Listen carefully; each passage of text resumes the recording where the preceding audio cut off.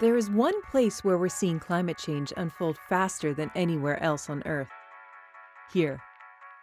In fact, temperatures in the Arctic and boreal regions are rising nearly 4 times as fast as those in the mid-latitudes. That's why NASA has teamed up with local partners to better understand the vulnerability and resilience of these ecosystems, while also gathering valuable data that will help future Earth-observing satellites. From space, air, and on the ground, we'll see how scientists are piecing together the story of the Arctic, from how it is changing to what that means for our planet. Because as they say, what happens in the Arctic doesn't stay in the Arctic.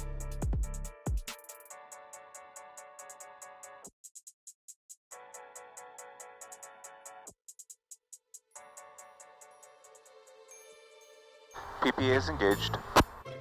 And we're radiating. One of the best ways to track how an environment is changing is to observe it from above. But where weather and vegetation can make it difficult to see the ground with the naked eye, specialized radar can pierce the clouds to give us a crystal clear look at the landscape. This special device, weighing nearly 1,000 pounds, collects data about soil moisture, vegetation, permafrost, and other environmental processes on the ground below.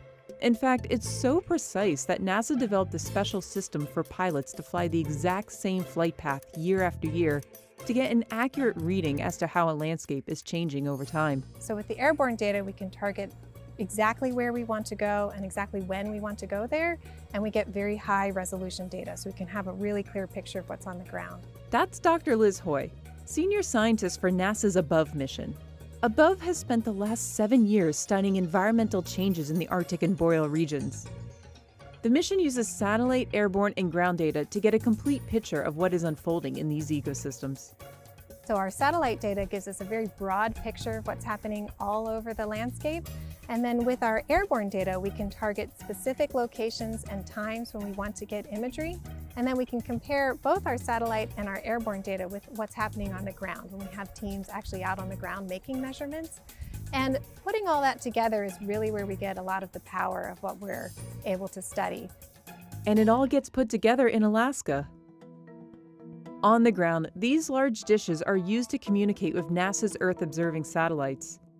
Here, the data is downloaded and made public, which helps scientists connect the dots between what we see from space and on the ground. But why are these dishes in Alaska? So the reason why a station like ASF is built in Alaska is because Earth-observing satellites, if you think of their orbits, they converge in the polar regions. So in Alaska, we can see the same satellite more often than in the lower 48. In fact, this facility is in the perfect position to receive data from one of NASA's latest Earth-observing missions.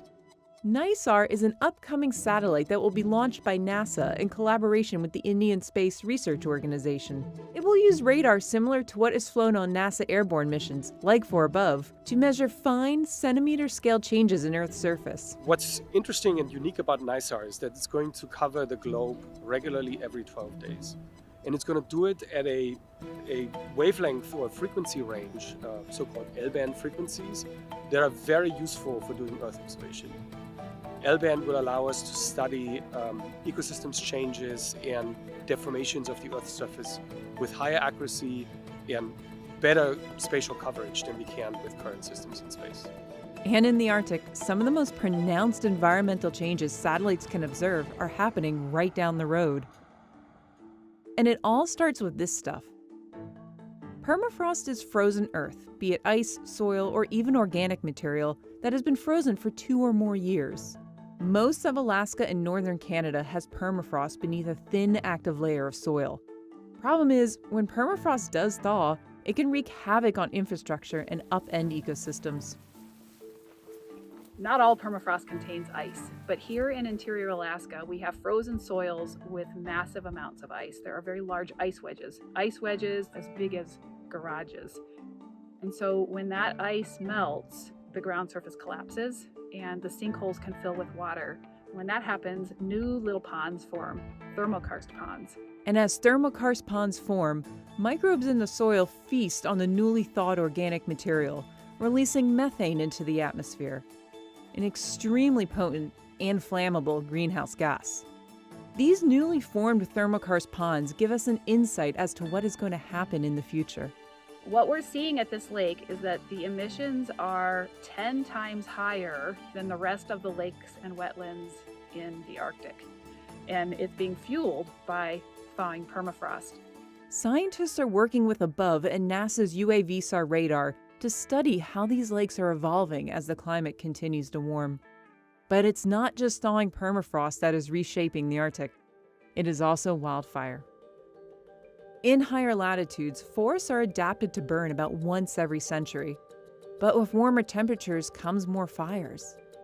And why is this? Partially because of this stuff called duff, forest debris that slowly builds up on the forest floor, about 1 inch every 17 years. And because of the cold winters, it doesn't decompose. It doesn't have roots, so it's completely dependent on relative humidity for moisture. So it actually dries very rapidly in warm, dry conditions, like we often have here in the summer. Which means with warmer temperatures, duff becomes a potent fuel for fires. Most Alaskans are vulnerable to wildland fire, and with climate change, it seems that the imprint on the landscape is growing, and so more and more communities are vulnerable. When a wildfire comes through, what we're really seeing is it's not just the trees that are burning, but it's the soil layer that's burning as well. And so when that fire comes through and it burns that soil layer, it's like you're taking off the lid of a cooler where everything is frozen below. And so as that soil comes off, then we start to see the ground start to thaw, and permafrost is thawing there. And so as we see those changes happening, we're actually creating more climate change over time. So wildfires are releasing carbon gases into the atmosphere, and then as permafrost thaws, it too is releasing carbon gases into the air, which then can create warmer conditions, which can allow for more wildfire and more thaw. So you really see this cycle that continues up in boreal forests and Arctic areas over time. So the bad news is that as human-caused climate change continues to impact the Arctic and boreal landscapes, those living both near and far will continue to feel its effects. But the good news is that there is a team of dedicated scientists across a variety of disciplines that are working together to give us a complete picture of these ecosystems and how they are changing. Because this collective knowledge is key to understanding how we can lessen our impact.